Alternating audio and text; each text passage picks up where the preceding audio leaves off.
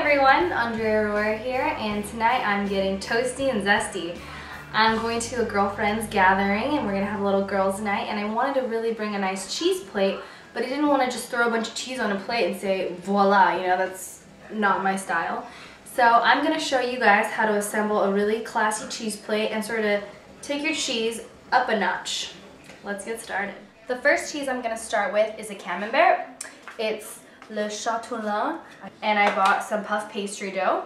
They sell it frozen. So I got 2 egg yolks. I'm just gonna crush those up a little bit. And we are going to wipe this down with a little bit of egg, and that's just to really seal it up. And egg always gives a nice glossy finish to anything you bake, okay? Take my camembert cheese, stick it right in the center, and make sure you get these edges because you can't send a letter in the mail without sealing the envelope, can you? Everything's gonna fall out. So let's seal it up. I love how my dog's voice is in every video. And I say voice because he's like a brother and an uncle to me at the same time. All right, I'm gonna start by folding one edge in. Just sort of press it in nice and gently, and you really have to egg wash every step of the way. Like I said, this really needs to seal up or else it's gonna explode, and that is not cute. Let's get this next angle in. All right.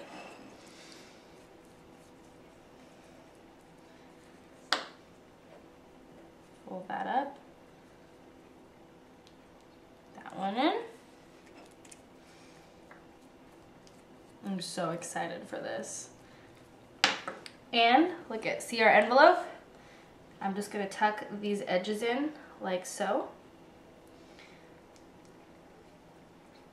Fold that down. Get a little bit of sealant right on there. And come up for the last part of the envelope. And now we're just going to finish coating our entire little project in the egg yolks for a glossy finish and bake for about 25 minutes on 425 degrees until the puff pastry is a golden brown. Bear with me here. Cade Martor Torte Gorgonzola. It's a form of blue cheese and it comes from the Italian region of the world. Alright, standard blue cheese. It's beautiful, it's lovely, it's raunchy. Let's kick it up a notch. I'm going to take some nuts. This is a mixed blend of nuts, and I'm going to chop them up, and I'm going to saute them with a little bit of butter and a little bit of sugar. Alright, so let's get that started. In a nice hot pan, I'm going to melt down some butter. Okay, and we are going to saute our chopped nuts. And look how rough I've chopped them, okay? You can go as fine or as rough as you like. And now I'm going to add a little bit of sugar. Alright, now that our nuts are nice and toasty, you see they have a nice caramelized color. I'm going to take them off the heat and I'm going to put them on a nice clean sheet pan so they can cool off. Now, this is the platter I'm going to present my cheeses on, and with a nice hot knife so that I can get a clean cut from the cheese, I'm going to take a little wedge of our blue cheese, and I'm going to gently pat our freshly toasted nuts right into the cheese. And I'm also going to drizzle a little bit of my honey right over the top. This will make the cheese much more fresh, palatable, and give it a versatile flavor.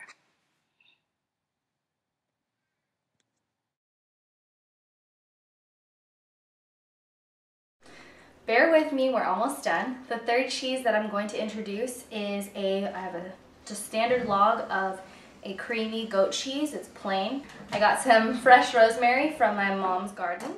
And now I'm going to chop it up very finely, and we're going to roll our goat cheese log right into those freshly chopped pieces of rosemary.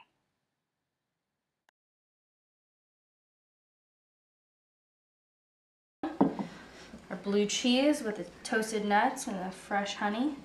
Let's leave the center stage for the camembert guy. Angle it. The first one I'm going to do is going to be our dry fruit paste. I'm going to start by finely chopping a variety of dried fruit that you can get from any local grocery store into very thin strips. Go ahead and cut them even finer so they resemble crumbs. Place them into a small ramekin where here we will coat them with extra virgin olive oil and a little bit of pink Himalayan rock salt. The olive oil will provide a creamy texture for spreading, and the Himalayan rock salt will provide a nice tangy taste which complements the sweetness of the dried fruit.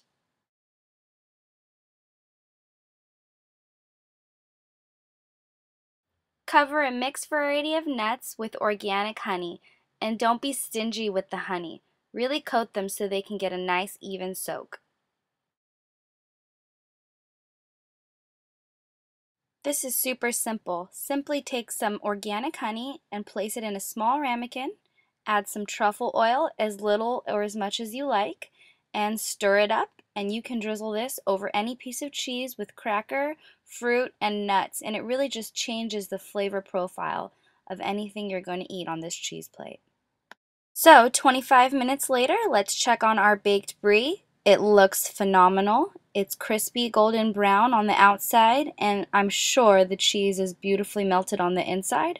I'm just going to set it down, remove the foil, and I'm going to cut it up so that we can present it beautifully onto our lovely cheese platter. I'm going to slice it in half just so the audience can really get a look at the beautiful center of this baked brie. It's got a nice melty texture on the inside and that beautiful crust on the outside. So we really want to showcase this so everyone knows just what they're getting into. I'm going to put a little bit of the dried fruit right on the platter so people can eat it with their cheese. A little bit of our honey nuts that have been soaking for about 20 minutes.